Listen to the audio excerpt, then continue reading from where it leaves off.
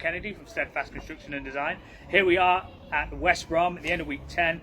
This is a 3-bed house into 6-bed HMO with 4 ensuite, 2 off-suite rooms. I didn't do a video last week because I lost all the film due to rendering, so now you're going to get 2 weeks of progress during this bit of filming. So let's go see what we've been up to. So the last little bits of rubbish, one of the guys came up with a great idea of just taking it to the skip as opposed to getting a new skip to save a couple of £100 because there isn't going to be that much more rubbish. This is the final product of the front. So if you've been following this job, you'll know that there's a new 25mm blue PVC pipe going into the property to increase the water flow. We've pretty much left the front as it is because it didn't need anything doing. The lockbox is something that will be bought by the client, and we'll be doing that on every single one because it's a good idea. Coming into the front of the property now, you've got the 4-zone fire panel, you've got the new fuse board, and then you've got the electrical incoming. And then here we have the vinyl. Going into the first unit, so we do the same, everything's standardized because it works well, and that is grey carpets, white walls. That's what you get when you go for the standard product, and most landlords won't even do this. This will beat most of the competition. It's shocking, isn't it? This simple room will get premium rent because it's clean, new, and most people can't be bothered to update their properties. So this is the bathroom. So the aqua boards available for purchase for £32.50 with the trims. You've got the internal trim and the end trim, and then you've got the shower trays. Right, now we're moving forward into the communal space.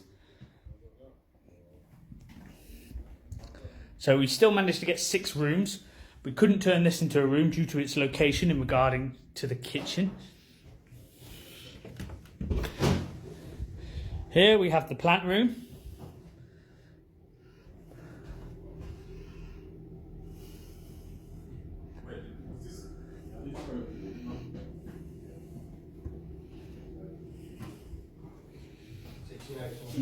Now we're walking outside, so we had to cut into the drain. So this was a shared supply. So this was something that we didn't envisage. We had to find out where the T-bar, so what do I mean by that? Where the incoming supply tees off and goes to the different properties, we had to cap ours just before that so the existing supply wouldn't be affected in the other properties. And then we put in a new drain and then we cemented over it. So now we're going into the second entrance of the property. I really like this vinyl floor. I'm really pleased with it. And then here's the rear unit. Carpets are down. We haven't done snagging yet, so we were due to complete today, but due to some extras from the client in the kitchen that I'll show to in a moment, you'll see why we were a bit behind. So again, fantastic finish. Did a bit of boxing in there.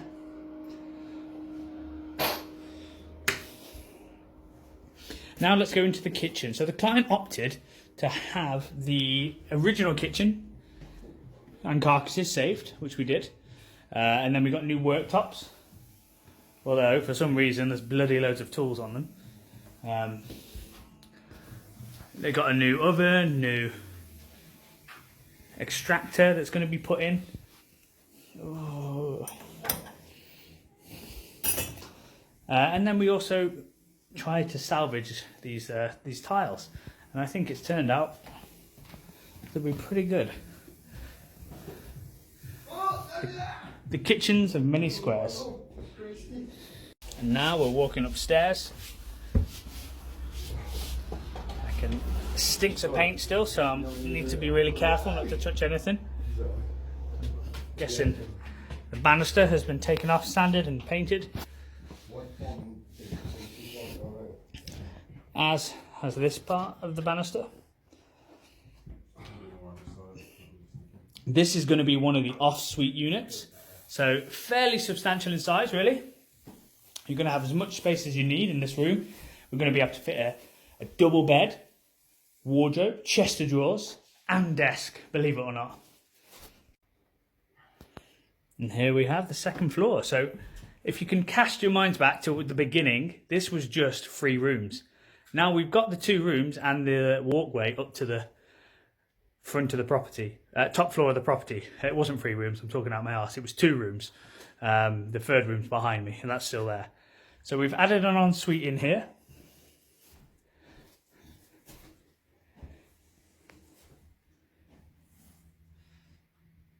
So again, giving a great return to for the landlord.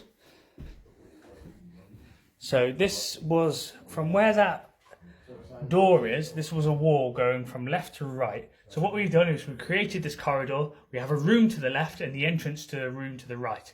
And this is now the communal bathroom. We had to lower the ceilings, new joists, new everything. Oh, goodness, apologies.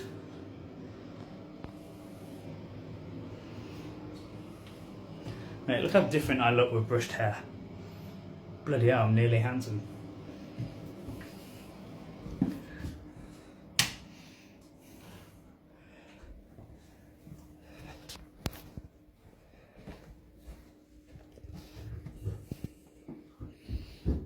And here we have the second off-suite unit. So we've made sure that it's close to the bathroom because you don't really want to walk too far in your skids when you're going for a shower. Here we have the heat and smoke fluorescent strips that will be going, oh, they're already in. Interesting bit of trivia, in West Brom you need to have these on them. Fire doors keep shut for all the escape routes out of the property. So if you were dealing with somebody who didn't know what they were doing, that probably wouldn't get done on a standard refurb. So always go for experience rather than price in HMOs, because you're going to make the money anyway eventually. Man, whew. Isn't it great? Smelling great, looking great. Oh, happy landlord. So here we've adopted a bit of a kitchenette system that I brought from my own project. I found there was a bit of a niche that we could use here, and it wouldn't be good for anything else. We could still put the bed in this location here, and so we're going to put a bit of a kitchenette in for them.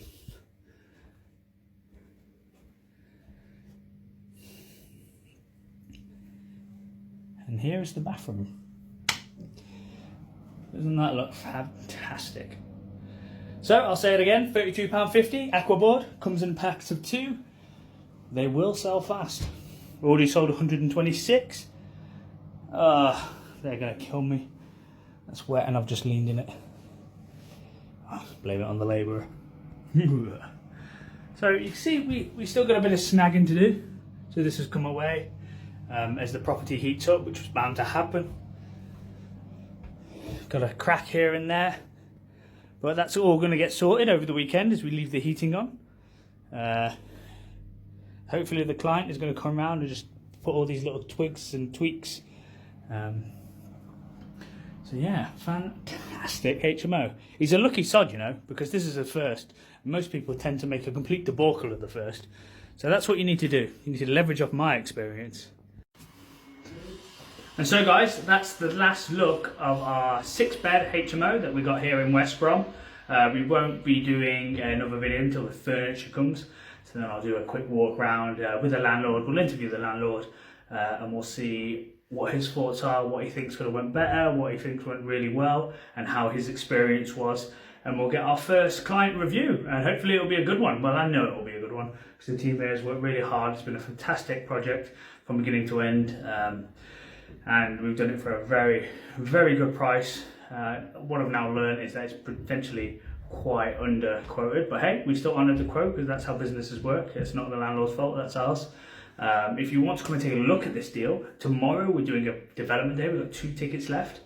I thought it would sell out, but your swines aren't buying for some reason. So we're going to have some great guests as well who have already signed on. So it's a great opportunity to network. We're going to be visiting a 6-bed, a 7-bed that hasn't been started, but we're due to start next week. You're going to be visiting a 14-bed and then a 13 bed that's in conveyancing at the moment. If I can get the keys, we'll go in, but if not, we'll have a look around and I'll talk about my plans and how we came across there. We're also going to cover the subjects of sourcing, managing trades, the difference between main contractor, managing individual trades yourself, raising finance, and the HMO strategy as a whole and why it can work in the long run. And it's not a get rich quick strategy at all, regardless of what Samuel Leeds tells you. You definitely need to think long term with property. There's no such thing as no money down. You need lots of capital, so you need to be able to really exercise that ability of raising finance, because the chances are you probably won't have as much when you're just getting started, and then when it comes it flows. That's what tends to happen. So this is Daniel Kennedy from Steadfast Construction and Design. Thank you for following us. Stand by in a week or so when you get the second final part, where we'll have the furniture in, we'll have the property potentially staged if the landlord's going to do that. Hopefully some units have been let so we can get an idea of the rental, and then we'll do a deal analysis if the landlord's happy to share the numbers. And so that's completely transparent, and then potentially we can come and do the same job for you, where no hassle, we control all the problems, we will take it from conception all the way to market for you, and all you have to do is keep paying and turn up. You're not going to need to pick things up because I'm doing that. That's what I do. The guys downstairs think I'm a pain in the ass because I'm constantly walking on floorboards, constantly saying that isn't good enough, let's redo this, let's do that. And I deal with that all for you. So if you want to have that experience of HMO and you're a bit scared because you don't know too much about it, so like I went to the West Brom, because it's a different authority, asked them about what different rules there are, and they told me about the doors. So the HMO officer, I'm going to do that for you to make sure that we hand over a product that's compliant within your area, that isn't going to cause you any issues in the future. Typically when a house is finished, the first 3 months of people moving in, loads of stuff breaks. It needs to get worn in, and then after we've replaced it, the stuff has been fixed or repaired, adjusted, it'll be good for like 10 years, tend to be, unless the tenant messes it up. And so, again, thank you for joining us on this journey back from week one when you saw the first property. I hope you've got a lot of value of me just talking about how I see the HMO, how I see laying out the units, and how we can eventually maximise design, maximise space, cut down on the communal space that is wasted in certain aspects, and make sure you get the 6 units, because 4, 5, if you can avoid those, get the 6. Because your profit's usually in the last few. Right, thank you for joining me, and join us on the next one, which is going to be a 4-bed house to 7-bed HMO, and I hope you'll get as much value out of that as you did this one. Cheers.